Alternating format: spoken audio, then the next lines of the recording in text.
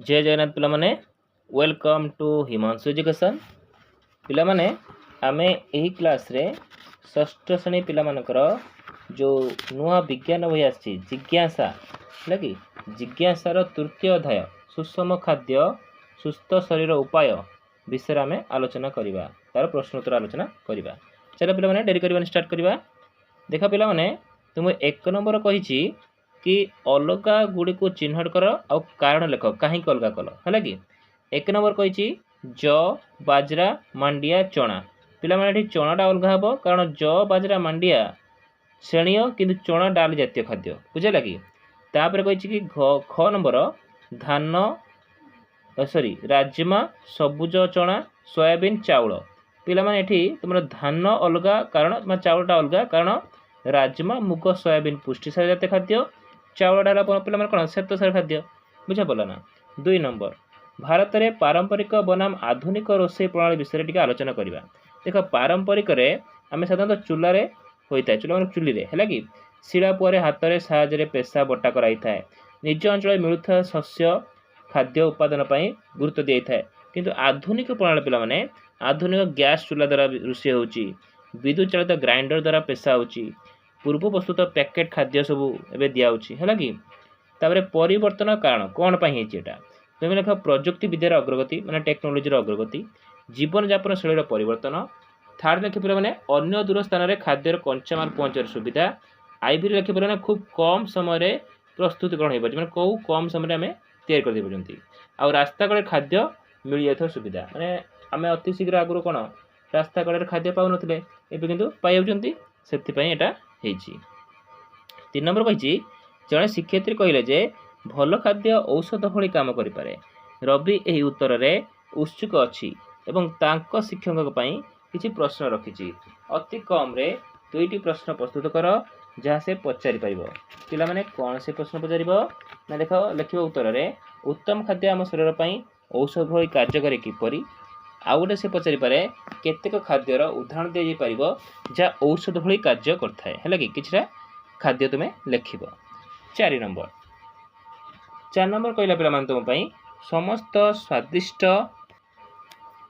स्वादिष्ट खाद्य स्वास्थ्यकर नुहे एवं समस्त पुष्टिकर खाद्य सर्वदा सुस्वादु नुहे माने जोड़ा पुष्टिकर खाद्य मांडिया है यह सब है किसी उदाहरण सहित तुम्हें बुझाओ पूरा सुषम सुस्वादु खाद्य सर्वदा स्वास्थ्यकर नुहे कारण बर्गर पिज्जा चाट है आलू चिप्स है यहाँ सब तुम पार्टी को स्वादिष्ट लगे किंतु एगुड़िक खाद्यर पोषक न थाए ए समस्त खाद्य मैदा मसला अत्यधिक तेल प्रस्तुत होता है जहाँ आम स्वास्थ्य प्रति हानिकारक अटे।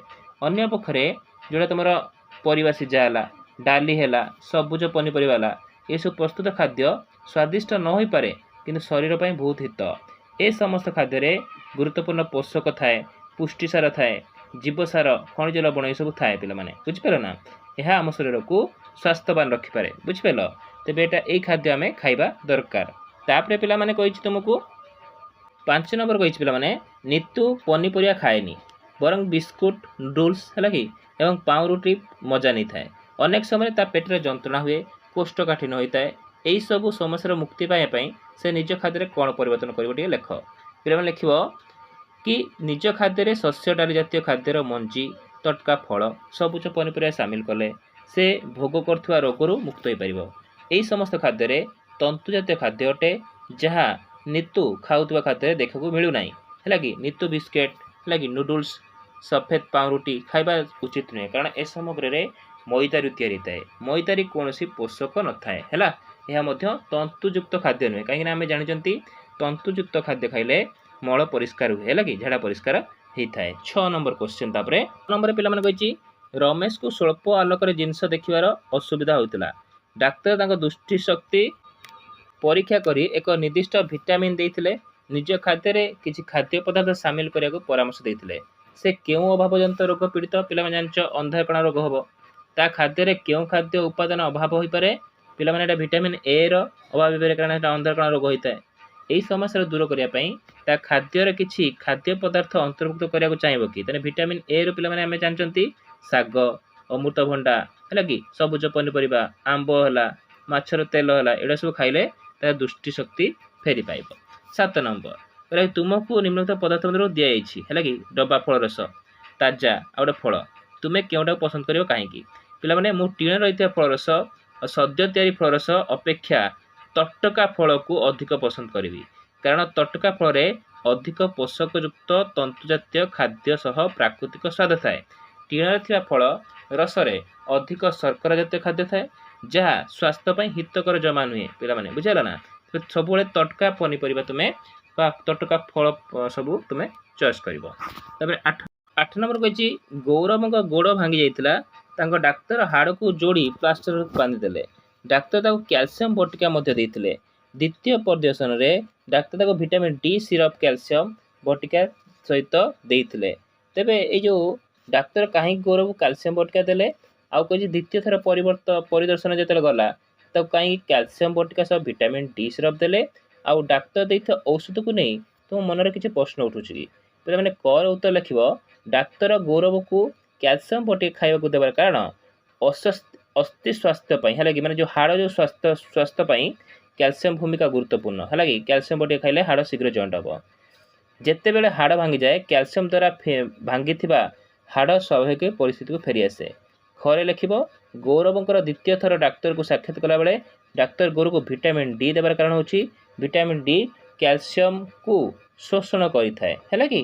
ଗରେ ଲେଖିବ ଆମ ମନରେ ପ୍ରଶ୍ନ ଉଠେ ଯେ ଔଷଧ ଲେଖିଲା ବେଳେ କେଉଁ କେଉଁ ଦିଗକୁ ଲକ୍ଷ୍ୟ କରି ଔଷଧ ଲେଖନ୍ତି ହେଲା କି।